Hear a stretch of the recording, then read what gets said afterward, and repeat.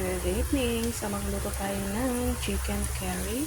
So, pinaride muna natin ang ating patatas. Ayan, fried lang muna tayo.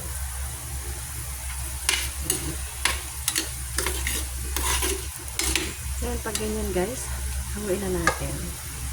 Pwede na yun. Tsaka tayo magsusote.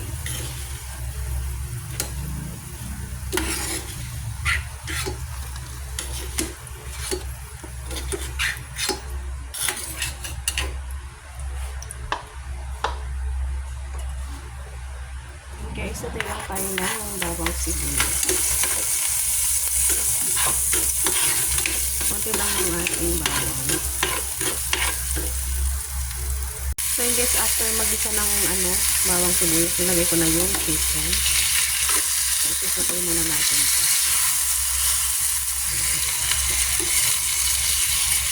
Then, habang sinusotay natin yan, lagyan na natin siya ng seasoning.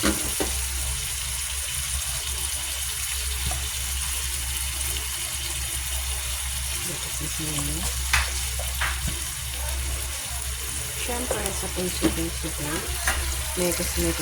Ilagay ko na yun ng sili mga kanina para mas masarap siya. So, yan. Cover muna natin. Guys, pasensya na, medyo maingay. Cover na natin. Susutay na siya. So, nawawala na siya ng sauce or ng water.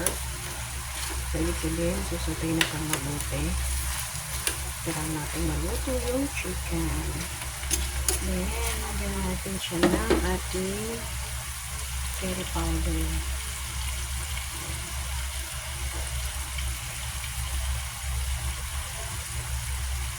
Lagyan pa natin ng konti.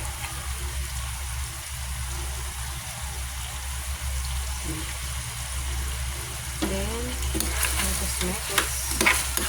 Para maluto ang ating curry powder. So guys, pag ganyan na siya, hindi na natin ang water para makalambot natin yung chicken.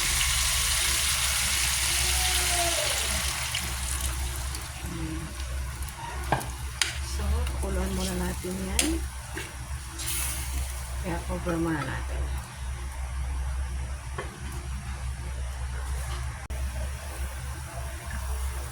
So, yan guys, kumukulo na siya. So, hindi na kumukulo na siya. Isamahin muna natin yung ating pinaride na patatas para mas lalo siya maluto. Para habang kumukulo, napapalambutan pa rin natin yung ating patatas. Yan, cover muna ulit natin. Waiting tayo guys.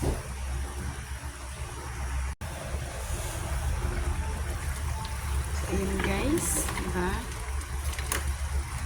Pwede na natin lagyan ng gata. Ang ating coconut milk. So, lagyan natin siya ng gata. Saka na lang natin siya pakuluan ulit.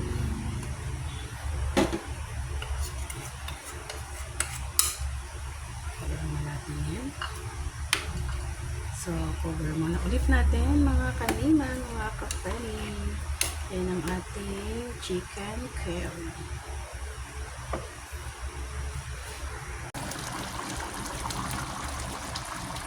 So, ayun na guys, ang ating chicken curry. So, done. Almost done, mga mima. So, okay na rin ang timpla niyan. Kaya ready to serve na. So, ayun guys. Thank you for watching. Kain na tayo. Bye!